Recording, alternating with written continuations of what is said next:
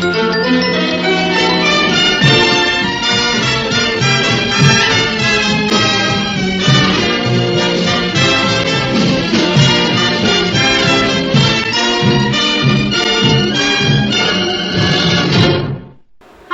to Just in the Kitchen with me, your host, Justine. Today, we're doing St. Patty's Day, my way. And what I'm going to do for you is Irish nachos. I don't do tortilla shells, I do my own homemade potato chips. So in order to do those, you must slice your potatoes very thin. Now I have a mandolin, which slices them very paper thin. You want to rinse the starch off of them. You want to put them in water and dry them off.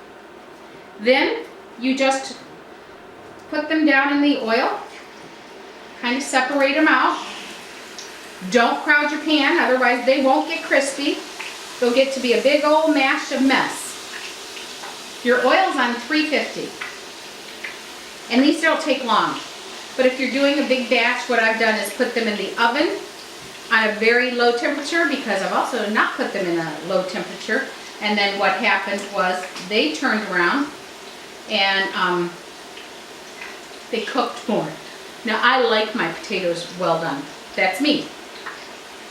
So I'm going to put the rest of these in, take them out, and then I'll show you how to put this together, because I have everything. I have the corned beef. I did some bacon, crumbled up some bacon. I made my coleslaw. If you want that recipe, go on www.justinthekitchen.com, and I have my coleslaw recipe on there. And if you want the remoulade that I'm going to use as a dipping, you can go on my egg rolls and get those. Or you can use Thousand Island dressing.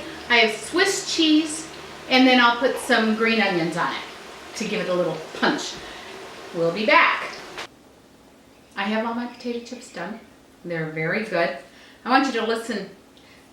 Can you hear that? I don't know if you can hear the crunch. In my head I can. It is so crunchy. And that's from making sure you've rinsed all the starch and you've dried them off. One of the things you want to do when they come out of the fryer, you want to put salt on them right away, because the hot oil helps the salt to stick. I don't want kosher on here. I like the fine salt, and that's what I put on there. I'm going to show you how to put together the nachos. And it's very easy. All you're going to do is put some on and melt the cheese, then you put your toppings on. I make these potato chips as barbecued. I make them as salt and vinegar. Put a little of the cheese powder on there, and you have cheese chips, you know, the cheddar chips. So they're very good, and they're very easy to make if you don't mind frying the grease, frying the oil. So what you do, I have a pan. Now I'm not going to do all these potato chips. I'm just going to do some, because this is for me. This is going to be my little serving right here. And I don't have a smaller one. So I put my chips down. Then I put some cheddar cheese on it. I put some of my corned beef on there. Nummy, nummy. And I just cubed it. You can shred it if you want to shred it. I happen to cube it. Then I'm going to add some, maybe a little bit of bacon, because I'll put some more on the top. And I'll put some more cheese on there,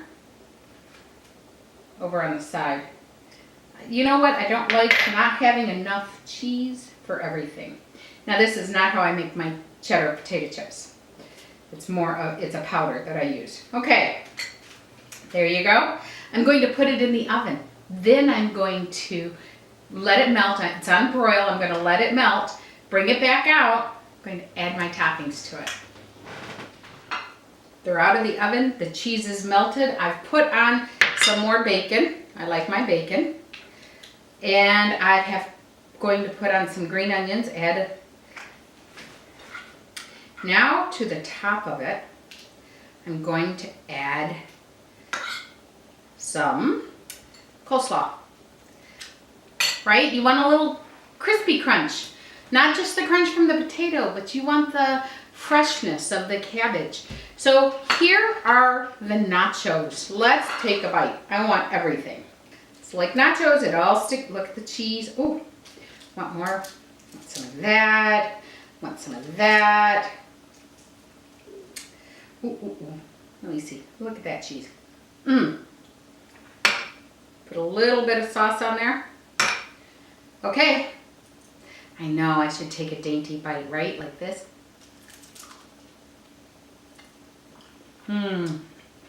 Nope. So, it's all over me, but it was worth it. I could taste everything. The corned beef, and then I'd get a little bit of bacon, and then the Swiss cheese. If you wanted to use a different cheese, you could, like a Gruyere or whatever you wanted, but I like the Swiss, and the coleslaw, and then this little bit of spice. Remember, you can get this recipe right here for this dip. It looks like Thousand Island, but it is so much better.